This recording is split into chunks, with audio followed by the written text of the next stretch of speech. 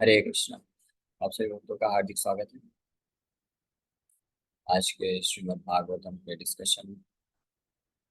तो आज हम लोग चर्चा कर रहे हैं first and to fourth chapter, जिसका नाम नारद मुनि का प्राकट्य, अपीयरेंस ऑफ नारद मुनि। उसमें भागवत की महिमा को सुनने के पश्चात सौनक आदि ऋषि प्रश्न पूछ रहे हैं, इंक्वायरी कर रहे हैं, जिज्ञासा कर रहे हैं भागवत कैसे प्रकट हुआ है।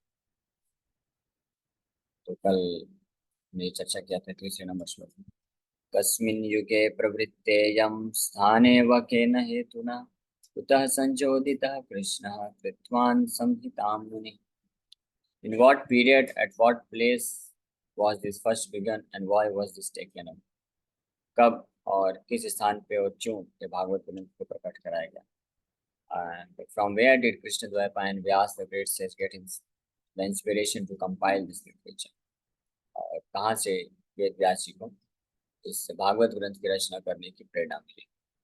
ये पहला प्रश्न, यानी पहले प्रश्न में ये तीन विषय वस्तु भागवत के बारे में पूछे कि भागवत कौन से युग में, किस स्थान में और क्यों इसको प्रकट किया गया, और व्यास देव जी को किन से प्रेरणा मिली।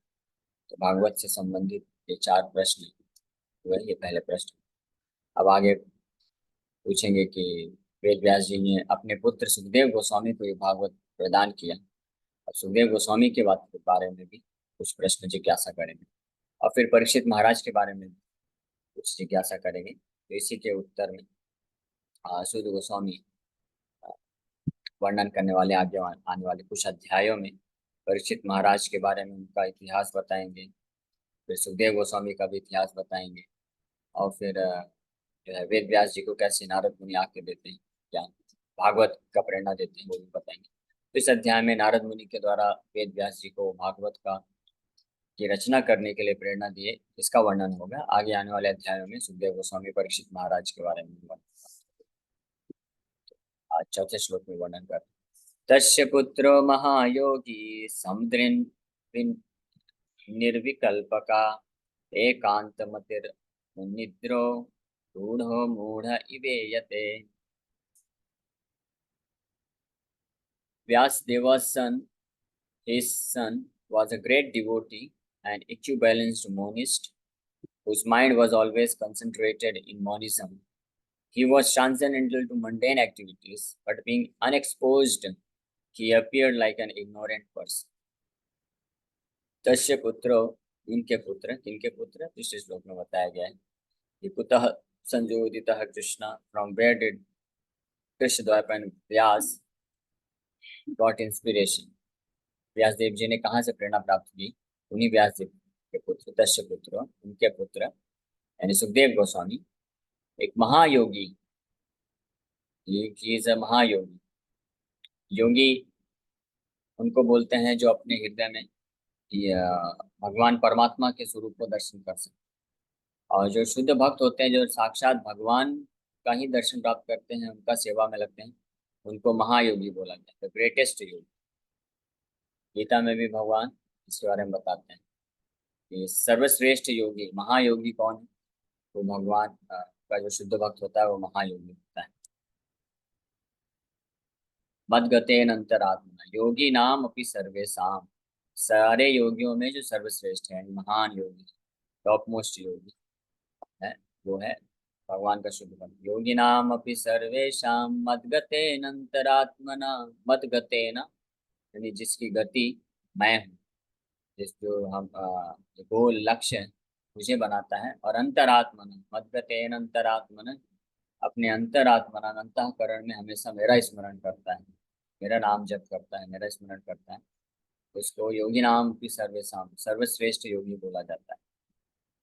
श्रद्धावान यो भजते माँ समय युक्त तमो मता, जो श्रद्धा पूर्वक मेरा भजन करता है, सेवा करता है, प्रेम पूर्वक श्रद्धा पूर्वक समय, उसको मैं, मेरा मत है, युक्त तमा, युक्त तमा, युक्त मतलब योग, ऐसा जो भगवान से जुड़ा हुआ होता है उसको योगी बोलते हैं। तो उसमें सर्वश्रेष्ठ कौन है? भगवान का शुद्ध। जैसे योगी जो लोग होते हैं वो भी भगवान से जुड़े रहते हैं क्योंकि वो परमात्मा का चिंतन करते हैं, तो वो भी योगी होते हैं। और जो कर्म के द्वारा अपने फल को समर्पित करते हैं वो भी इस माध्यम से, अपने फल के माध्यम से भगवान से जुड़ते हैं, कर्म के माध्यम से जुड़ते हैं, लेकिन अभी हृदय नहीं जुड़ा है, तो उनको कर्म योगी बोला जाता है, जो कर्म योग कर रहे हैं। जो कर्म योगी वो भी एक प्रकार के योगी प्रारंभिक अवस्था है। उनसे श्रेष्ठ जो होते हैं ध्यान योगी होते हैं, जो एक स्टेप ऊपर होते हैं।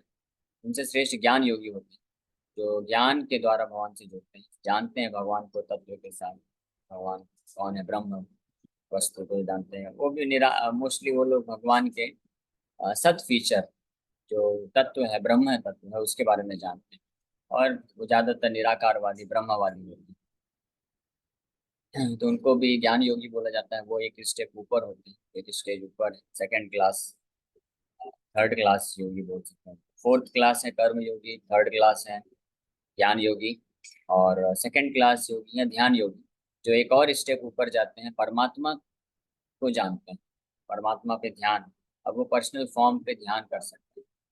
लेकिन जो फर्स्ट क्लास योगी होता है, टॉप मोस्ट योगी होता है, वो भक्ति योगी होता है, क्योंकि वो यह मद गतेन अंतरात्मना, वो अपने हृदय को ही भगवान से जोड़ देता है। जो ज्ञान योगी है वो बुद्धि को भगवान से जोड़ता है। कर्म योगी है वो शरीर इंद्रियों को और अन्य जो उसके पास वस्तुएं हैं, संसाधन है, धन है, संपत्ति, उसको भगवान को अर्पण करता है, उससे जुड़ता है। और जो ध्यान योगी है वो ज्ञान बुद्धि से भी ऊपर एक स्टेप जा करके ध्यान मेडिटेशन के स्तर पे, ध्यान के स्तर पे, कॉन्शियसनेस चेतना के स्तर पे होता है, लेकिन अभी प्रेम विकसित नहीं किया, यानी पूरी तरह से हृदय समर्पित। लेकिन जो शुद्ध भक्ति योगी है, भक्ति योगी, यहाँ पे भक्ति योगी रेफर करता है शुद्ध भक्ति योगी को, वो टॉप मोस्ट योगी है, महायोगी, शुद्ध भक्त है, ग्रेट डिवोटी। गोपाल जी यहाँ पे लिख रहे हैं ट्रांसलेशन, महायोगी मतलब अ ग्रेट डिवोटी। तो जो वो हृदय से जुड़ा है, मद गते है ना अंतरात्मा, अंतरात्मना, हृदय से उसकी पूरी तरह से प्रेम पूर्वक वहां से जुड़ा है, उसके चेतना में और कोई चीजें नहीं है। बाकी जो अन्य योगी हैं, कर्म योगी, ज्ञान योगी, ध्यान योगी, ये भगवान से जुड़े तो हैं, लेकिन एक्सक्लूसिव सरेंडर नहीं है। इनका चेतना अन्य भी जगह है, डाइवर्टेड। वो और भी अन्य चीजें भी चाहते हैं, अन्य जगह भी इनका ध्यान है, अन्य जगह भी ये जुड़े हुए हैं। लेकिन भक्ति योगी जो होता है वो सर्वश्रेष्ठ रूप से होता है, क्योंकि वो केवल और केवल भगवान से जुड़ा रहता है। वो बोलता है भगवान के लिए, कुछ भी करता है तो भगवान के लिए, सोता है तो भगवान के लिए, सोचता है कुछ भी उसके दिमाग में विचार भी आएगा तो भगवान से संबंधित, भगवान के लिए होगा। सांस भी लेगा तो भगवान के लिए ही लेगा। इसलिए वो सर्वश्रेष्ठ योगी कहा जाता है, टॉप मोस्ट योगी। इससे प्रभुपाद जी एक पुस्तक, छोटी सी पुस्तक लिखे हैं, जिसका नाम है Krishna consciousness the top most yoga system. तो ये कृष्ण भावनामृत है, जिसके द्वारा जो शुद्ध भक्त होता है, कृष्ण कॉन्शियस होकर के पूर्ण रूप से हृदय से उसका हर क्रियाकलाप, हर चीज है, काया मनसा वाचा से भगवान को समर्पित होता है, भगवान से जुड़ा रहता है पूरी तरह से, सम्यक रूपेण, पूरी तरह से, उसमें कोई गैप नहीं है, कोई उसमें गैप नहीं है। तो वो जो है वो टॉप मोस्ट योगा सिस्टम है, और वो टॉप मोस्ट योगी कहलाता है। इसीलिए यहाँ पे बोल रहे हैं, तस्य पुत्रो महायोगी समद्रिन निर्विकल्प कहा। समद्रिन मतलब इक्यू बैलेंस्ड, जिसकी दृष्टि एक समान है, जिसमें भेद दृष्टि नहीं है, ये भौतिक है, ये आध्यात्मिक है, ये स्त्री है, पुरुष है, ये बच्चा है, ये बूढ़ा है, ये से भेद दृष्टि थी ही नहीं सुखदेव गोस्वामी के हृदय में। निर्विकल्प कहा, एब्सोल्यूट मोनिस्ट, जो ब्रह्म में निष्ठ थी, से निर्विकल्प कहा बोला गया। कि शुरू में जो है भगवान के भक्त बनने के पूर्व ये ब्रह्मवादी थे, सुखदेव गोस्वामी ब्रह्म में एक निष्ठ थे, और पूर्ण रूप से हृदय को शुद्ध था, परम विरक्त थे, और ब्रह्म में स्थित थे, समदृष्टि थी। समदृष्टि से संबंधित आगे प्रसंग आएगा कि कैसे सुखदेव गोस्वामी जब जाते हैं तो एक तालाब के पास से निकलते हैं, जहाँ पे यंग स्त्रियां, नौजवान स्त्रियां स्नान कर रही होती हैं। तो जब सुखदेव गोस्वामी वहां से निकलते हैं तो वो स्त्रियां अपने शरीर को नहीं ढकती, वो ऐसे ही स्नान करते रहती हैं। लेकिन जब उनके पिताजी वेद व्यास जी, जो काफी वृद्ध हो चुके थे और इतने महान ऋषि हैं, जब वो पीछे पीछे निकलते हैं सुखदेव गोस्वामी को रोकने के लिए, तो वो जो स्त्री स्नान कर रहे थे, तुरंत वेद व्यास जी को दूर से देख करके तालाब से बाहर निकल के अपने शरीर को कपड़े से ढक लेते हैं। तो जब वेद व्यास जी ये देखे तो वो प्रश्न पूछे कि मेरा पुत्र जो कि नौजवान है और वो यहाँ से निकला तो आपने वस्त्र नहीं धारण किया, मैं तो इतना वृद्ध हूँ फिर भी आपने वस्त्र धारण किया, इसका क्या कारण? तो वो स्त्रियां बताती हैं क्योंकि आपके पुत्र में ये भेद दृष्टि नहीं है। तो आंखों को देखकर वो समझ गए, चेहरे को देखकर समझ गए सुखदेव गोस्वामी की अवस्था, ये पूर्ण रूप से इनोसेंट थे, मासूम, जैसे छोटा बालक होता है, 6 महीने 8 महीने का बच्चा है, तो उसको कुछ फर्क नहीं पड़ता है स्त्री पुरुष में, ज्यादा उसको पता नहीं रहता है। उसी प्रकार से 16 साल की अवस्था में होने के बावजूद भी वो एक छोटे मासूम बालक की तरह थे, और उनमें किसी भी प्रकार का विकार उत्पन्न नहीं हुआ, उनको भेद पता नहीं है कि ये स्त्री है ये पुरुष है, इसलिए वहां पे जरूरत नहीं पड़ी उनको। लेकिन वेद व्यास जी, भेद दृष्टि थी उनका। तो ये यहाँ पे ये प्रसंग है जहाँ से पता चलता है कि वो समदृष्टि, समद्रिन, इक्विपॉइज्ड, इक्विबैलेंस थे, अनिर्विकल्प का ब्रह्म में निष्ठ थी। एकांत मतिर उन्निद्रो, एकांत मति फिक्स्ड इन मोनिज्म और वननेस ऑफ माइंड, समदृष्टि में उन्निद्र सरपास निसाइंस। इस भौतिक जगत को निसाइंस बोला जाता है, मतलब अज्ञानता से भरा हुआ संसार, इससे ऊपर थे, पूरी तरह से रजोगुण तमोगुण सतोगुण के प्रभाव के परे। ये सतोगुण रजोगुण तमोगुण इन तीनों को नेसाइंस बोला जाता है, यानी भौतिक जगत के गुण बोले जाते हैं, लेकिन इन तीनों के परे विशुद्ध सत्व में ब्रह्मभूत प्रसन्नात्म, ब्रह्मभूत की स्थिति में थे, इसलिए उन निद्रो बोला गया है। मूढ़ो मूढ़ इवेयते। हाँ, तो इस प्रकार से वो थे, उनकी स्थिति ब्रह्मभूत स्थिति होते हुए भी वो छुपे हुए रूप में थे, क्योंकि किसी से कोई ज्यादा वार्तालाप, कुछ बातचीत करते ही नहीं थे, वो बस भ्रमण करते थे, विचरण करते थे, इसलिए मूढ़ इवे यते, वो मूर्ख प्रतीत होते थे। इसलिए जिस भी गांव से निकलते थे, कहीं जंगल से, गांव से, खेतों से निकलते थे, तो वहाँ के साधारण लोग नहीं जान पाते, तो वो सोचते थे कोई पागल है, क्योंकि लोग जो बच्चे होते थे या और भी कोई लोग होते थे, वो देखते थे बिना वस्त्र के कोई ऐसा 9 16 साल का नवयुवक जो है निकलता जा रहा है, तो वो लोग रोक टोक करते होंगे, बोलते होंगे अरे भाई कहाँ जा रहे हो, कोई वस्त्र वस्त्र तो पहन लो, कम से कम एक कॉपिन तो पहन लो। तो उनको कोई वो ध्यान ही नहीं देते थे, कुछ उनको ऐसा रिस्पॉन्स ही नहीं देते थे, उनको कोई फर्क नहीं पड़ता था। तो कई बार कोई लोग निंदा करते थे, कोई हंसते थे उनके ऊपर, बच्चे लोग उनका जाके मजाक उड़ाते थे, हंसते थे, ये सब भी करते थे, तो कोई फर्क नहीं पड़ता था कि उनको। तो इस प्रकार से निर्विकल्प का एकांत मतिर उन्निद्रो गूढ़ो, इस प्रकार से विचरण करते रहते। तो जो साधारण लोग थे वो सोचते थे कि ये पागल है, शायद मूर्ख है, ये कोई पागल है, इनको इनको ज्यादा कुछ ज्ञान नहीं है, कुछ पता नहीं है कि ये कौन है, तो ऐसा वो लोग सोचते थे। तो इस प्रकार से अनडिस्टर्ब चलते रहते।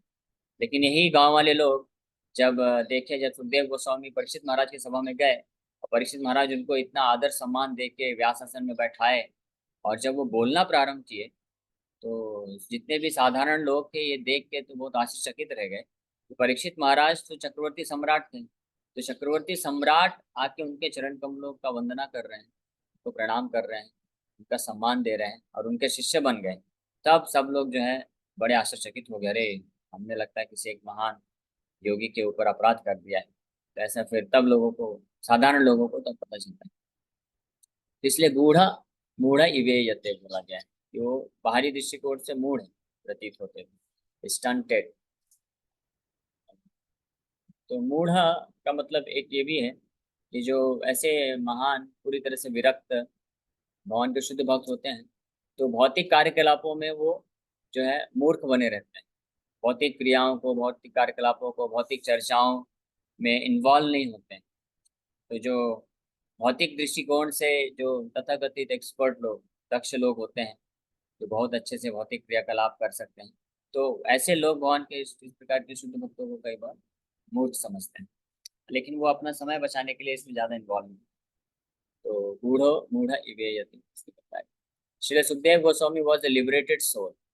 By birth, he was a liberated soul, जन्म से ही, and thus he remained always alert, not to be trapped by the illusory energy. इसलिए वो किसी से कोई इंटरेक्शन नहीं करते, किसी से कोई बातचीत नहीं करना, किसी भी भौतिक वस्तु, व्यक्ति, समाज और परिस्थिति, भौतिक कार्य में इन्वॉल्व बिल्कुल भी होना ही नहीं चाहते। जो बहुत अलर्ट थे, ऑलरेडी लिबरेटेड थे, तो वो नहीं चाहते थे कि मैं किसी भी प्रकार के इस भौतिक जगत में कोई भी आकर्षण या शक्ति में फंस जाऊं। और यही कारण था उन्होंने जन्म लेते ही अपने घर को छोड़ दिया। हालांकि उनके पिताजी कौन है, सत्याविश अवतार है, भगवान के ही अवतार हैं, इतने महान ऋषि हैं जितने इतने सारे वेद पुराणों की रचना की। लेकिन उनको भी उन्होंने वो तुरंत छोड़ के निकल गए, तो उनके क्योंकि उनके पिताजी उनको पुत्र पुत्र करके बुला रहे थे, हे पुत्र हे पुत्र। तो सुखदेव गोस्वामी समझ गए होंगे कि भले ही ये महान ऋषि हैं, लेकिन अभी इनके हृदय में पुत्र दृष्टि है कि मैं इनका पुत्र हूँ। तो फिर मैं इधर रहूंगा तो फिर मेरे मेरे हृदय में आ जाएगी कि मेरे पिताजी हैं, मेरी माता जी हैं। तो इस तरह से मैं आसक्ति में फिर फंस जाऊंगा। तो इसलिए वो तुरंत जन्म लेते ही निकल पड़े। In the Bhagavad Gita, this alertness is very lucidly explained.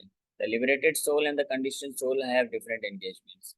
या निशा सर्वभूतानां तस्याम जागृति संयमी, भगवद गीता के दूसरे अध्याय के 70 नंबर श्लोक में भगवान बोलते हैं कि जो लिबरेटेड मुक्त आत्मा होते हैं और बद्ध आत्मा होते हैं, उनके जो कार्यकलाप होते हैं वो पूरी तरह से अलग अलग होते हैं, डिफरेंट होते हैं। जो मुक्त आत्माओं के लिए दिन है, वो बद्ध आत्माओं के लिए रात होता है। और जो मुक्त आत्माओं के लिए रात होता है, वो बद्ध आत्माओं के लिए दिन होता है। मतलब उनकी एक्टिविटीज अलग अलग होती है। वो जब जिस जिस चीजों के लिए, जिस जिन पर व्यक्तियों के लिए, जिन वस्तुओं के लिए, जिन कार्यों के लिए भौतिकवादी व्यक्ति एक्टिव होते हैं, उन सभी कार्यों के लिए, वस्तुओं के लिए और व्यक्तियों को, परिस्थितियों को प्राप्त करने के हेतु जो भौतिक आध्यात्मिकवादी व्यक्ति होते हैं, शुद्ध भक्त होते हैं, मुक्त आत्मा होते हैं, वो इनर्ट हो जाते हैं, इनएक्टिव हो जाते हैं। और जिनके लिए भौतिकवादी व्यक्ति इनर्ट, लेजी और इनएक्टिव बन जाते हैं भगवान की भक्ति के लिए, सेवा के लिए, आध्यात्मिक चिंतन के लिए, आध्यात्मिक मार्ग में आगे बढ़ने के लिए, तो उसके लिए वो लोग, तो उनके लिए वो रात हो जाता है, उसके लिए इनएक्टिव हो जाते हैं। लेकिन भगवान के शुद्ध भक्त उसके लिए बहुत एक्टिव हो जाता है। तो ये डिफरेंस बताया गया गीता में, और कृष्ण खुद बताते हैं। स्थित प्रज्ञ से का भाषा, जब अर्जुन ने प्रश्न पूछा था स्थित प्रज्ञा भक्त के क्या लक्षण होते हैं, उसमें एक लक्षण भगवान ये बताते हैं, डिफरेंस भी बताते हैं। The liberated soul is always engaged in the progressive path of spiritual attainment. जो मुक्त आत्मा होते हैं, वो आध्यात्मिक प्रगति को प्राप्त करने के लिए उसी में हमेशा अपने आप को नियोजित रखते हैं, लगा के रखते हैं। भौतिक कार्यों के लिए बिल्कुल भी उनका कोई प्रयोजन नहीं रहता है। Which is something like a dream for the condition soul, जो बद्ध जीवात्माओं के लिए एक जो है स्वप्न के समान ही है। The conditioned soul cannot imagine the actual engagements of the liberated soul.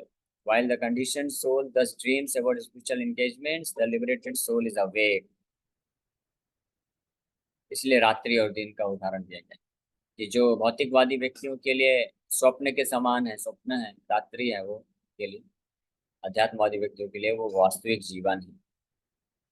Similarly, the engagement of a conditioned soul appears to be a dream for the liberated soul. वहीं दूसरी ओर जो भौतिकवादी व्यक्ति होते हैं, जो इस भौतिक साम्राज्य को, भौतिक कार्यकलापों को, भौतिक सुख, भौतिक इंद्र तृप्ति को वास्तविक समझते हैं और इसमें ही जागृत रहते हैं, सोचते हैं ये वास्तविकता है। तो अध्यात्मवादी व्यक्तियों के लिए, मुक्त आत्माओं के लिए वो क्या है, एक स्वप्न के जैसा है। वो सोचते हैं कि ये मटेरियलिस्टिक व्यक्ति जो है, भाई संसार में बहुत सारा धन संपत्ति और भौतिक इंद्र तृप्ति के संसाधन जुटाने में लगे हुए हैं, लेकिन ये सब क्या है, ये बस एक सपने के जैसा है, जो कि असली नहीं है, रियल नहीं। कितना भी कोई, जैसे सपना होता है, तो सपने में कोई कितना भी धन एकत्रित कर ले, कोई राजा बन जाए, चक्रवर्ती सम्राट बन जाए, किसी के पास बहुत सारे इंद्र तृप्ति के संसाधन ही क्यों ना हो, उससे क्या फर्क पड़ता है। उस सब को सब क्या है, झूठा है, उसको जो है सुख नहीं प्रदान कर सकता। सपने में कोई जो है बहुत सारा 56 भोग 5 स्टार होटल में बैठ के खूब सारा खा ले, ना तो उसको टेस्ट मिलेगा, ना तो उसको उसकी भूख मरेगी। और उसी प्रकार से कितना भी उसको सपने में कुछ मिल जाए, कोई उसको वास्तविक लाभ नहीं मिलने वाला है। तो जो अध्यात्मवादी व्यक्ति होते हैं इस बात को जानते हैं, इसलिए ये भौतिक कार्यकलापों में वो ज्यादा रुचि नहीं लेते हैं। वो जानते हैं ये सपने के जैसा है, तो उन चीजों के लिए, उनके लिए वो रात हो जाता है। लेकिन जो आध्यात्मिक जीवन है, भगवान कृष्ण का भक्ति है, सेवा है, आध्यात्मिक मार्ग में प्रगति करना है, ये ही वास्तव में वास्तविकता होती है। आध्यात्मवादी व्यक्ति इसको जानते हैं और इसलिए उसी के लिए वो लोग कार्यरत रहते हैं। और जो भौतिकवादी व्यक्ति होते हैं, उनके लिए आध्यात्मिक रियलिटी, जो स्पिरिचुअल रियलिटी है, वो उसको सपना सोचते हैं, इमेजिनेशन सोचते हैं कि ये क्या है, हरे कृष्णा जप जप करते रहते हैं ये लोग, इससे क्या मिलने वाला है, कौन देखा है मृत्यु के बाद क्या होता है, ये सब ये सब मन गढ़ंत है कि वैकुंठ लोक होता है, ये सब होता है, स्वर्ग नरक होता है, ये सब तो ऐसे ही है। जो है अभी है वही है। जैसे जो स्वप्न में व्यक्ति होता है, तो जब सपना देख रहा है तो सपने में जो चीजें दिख रही है उसी को वो सत्य मानता है। सपने के बाहर जो वास्तविक जो चीजें हैं, कि वो किसी घर में लेटा हुआ है, बेड में है, वो सो रहा है, उसके घर में बहुत सारे वस्तुएं हैं, वो सब उसको पता भी नहीं चलती है ना। और सपने में कोई अगर आप उसको आके बताएगा भी कि आप ये हो वो हो, तो वो उसको स्वीकार नहीं करेगा, क्योंकि सपने में जो चल रहा है वही उसको स्वीकार करना है। लेकिन जब नींद खुलेगी, जब जागृत होगा, तब वो जान पाएगा कि मैं पहले सपना देख रहा था, अभी वास्तविक चीजें हैं। उसी प्रकार से ऐसे भौतिकवादी व्यक्ति अगर किसी ऐसे शुद्ध भक्त के संपर्क में आ जाएं, और उनके संपर्क में आने से, आध्यात्मिक शब्द ध्वनि के संपर्क में आने से, हरे कृष्ण महामंत्र जप करने से, ये भागवत की शब्द ध्वनि को सुनने से, जो है जब वो जागृत हो जाते हैं सपने से, स्वप्न से, तब वो जान पाते हैं कि स्पिरिचुअल वर्ल्ड, इस आध्यात्मिक जगत, आध्यात्मिक सत्य ही वास्तविक है, यही वास्तविकता है हमारे जीवन की, हम आत्मा है, यही वास्तविकता है। बाकी ये भौतिक जो जगत है, ये क्या है, एक स्वप्न के जैसा है। ये भौतिक शरीर भी स्वप्न के जैसा है, हमारा ये इसका इससे कोई लेना देना नहीं, कोई नाता रिश्ता नहीं। तब वो जान पाता है ना। जैसे कोई व्यक्ति जब सोता है, तो उसको कैसे जगाया जा सकता है? उसकी आंखें बंद हैं, बाकी सब इंद्रियां जो हैं बंद है, केवल कान खुला रहता है। तो इसलिए जब ध्वनि उत्पन्न की जाएगी, उसको आवाज लगाया जाएगा, उठो, कब तक सोते रहोगे, चलो अभी तुम्हारा टाइम हो गया है, उठ के कार्य करना है, ऑफिस जाना है, स्कूल जाना है। तब वो फटाक से उठ जाता है, उसका सपना टूट जाता है, और समझ जाता है, अरे अभी मैं जो देख रहा था वो सब स्वप्न था, वास्तविक रियलिटी तो अब आई है। तो फटाफट अपनी रियल एंगेजमेंट में लग जाता है। उसी प्रकार से इस भौतिक संसार में जो भौतिक शरीर के लिए ही कार्यरत लोग रहते हैं, मटेरियलिस्टिक वे में, भौतिक तरीके से, तो स्वप्न में ही जीवन यापन करते रहते हैं। लेकिन जब कोई भक्त के पास आता है और उनको गीता भागवत के शब्द ध्वनि प्रदान करता है, हरे कृष्ण महामंत्र के शब्द ध्वनि प्रदान करता है, तो उनकी जागृति हो जाती है, वो जागृत हो जाते हैं। वेकफुलनेस स्टेज बोलते हैं उसको, जागृत अवस्था को वो प्राप्त कर लेते हैं, और जान जाते हैं कि मैं कृष्णदास हूँ, मेरा इस भौतिक शरीर से कोई लेना देना नहीं, मुझे तो क्या करना है, कृष्ण का सेवा करना है, कृष्ण का भजन करना है, ये भौतिक जगत से निकल के मुझे आध्यात्मिक जगत को जाना है। इस प्रकार से ये हमेशा अंतर बना रहता है। तो जो सुखदेव गोस्वामी थे, वो ऑलरेडी बाय बर्थ, जन्मे से ही इस प्रकार के मुक्त जागृत अवस्था में थे। इसलिए वो जो स्वप्न में हो रही चीजों से ज्यादा इंटरफेयर नहीं करना चाहते थे। स्वप्न मतलब ये भौतिक जगत में जो भी भौतिक चीजें हो रही, उसमें उनको कोई फर्क नहीं पड़ता था। वो ज्यादा इन्वॉल्व नहीं होते थे किसी में, ज्यादा क्या बिल्कुल भी इन्वॉल्व नहीं होते थे। केवल उन्हीं चीजों में इन्वॉल्व होते थे, अपने आप को नियोजित करते थे जहाँ पे कुछ आध्यात्मिक प्रगति की जा सके। इसलिए वो भौतिक प्रकार के हर व्यक्तियों से कोई संपर्क नहीं रखते थे, कोई बातचीत नहीं करते, और बस भ्रमण करते रहते थे। लेकिन जहाँ पे ही ऐसा मौका मिला कि सुखदेव गोस्वामी परीक्षित महाराज के सामने आए, अब कृष्ण की चर्चा करनी है, तो वहां पे बैठ के 7 दिन तक जो है कथा कर रहे हैं, रियलाइजेशन बता रहे हैं। A conditioned soul and a liberated soul may apparently be on the same platform, but factually they are differently engaged, and their attention is always alert, either in sense enjoyment or in self defense. तो बाहरी दृष्टिकोण से, भौतिक दृष्टिकोण से ऐसा कभी कभी प्रतीत हो सकता है कि जो बद्ध जीवात्मा है और मुक्त जीवात्मा, मुक्त आत्मा है, वो एक जैसे एक ही स्तर पर कार्य कर रहे हैं, लेकिन वो दोनों अलग स्तर पर कार्य कर रहे हैं। दोनों ही, जो मुक्त आत्मा है और बद्ध आत्मा, दोनों ही बहुत अटेंटिव रहते हैं, अलर्ट रहते हैं। लेकिन जो बद्ध आत्मा होते हैं, वो इंद्रिय तृप्ति के लिए पूरी तरह से अलर्ट रहते हैं, एक्टिव रहते हैं, और आध्यात्मिक जीवन के लिए लेजी हो जाते हैं। लेकिन जो आध्यात्मवादी भक्त होते हैं, मुक्त आत्मा होते हैं, वो इंद्रिय तृप्ति के लिए लेजी, इनएक्टिव हो जाते हैं, और आध्यात्मिक जीवन के लिए एक्टिव हो जाते हैं। The conditioned soul is absorbed in matter, whereas the liberated soul is completely indifferent to matter. तो जो बद्ध जीवात्मा है, वो भौतिक पदार्थों के लिए उन्हीं उनका चेतना पूरी तरह से निवेशित रहता है। 24 घंटे उनको बस वही दिखता है, money money money money, money money money money, sweeter than Honey.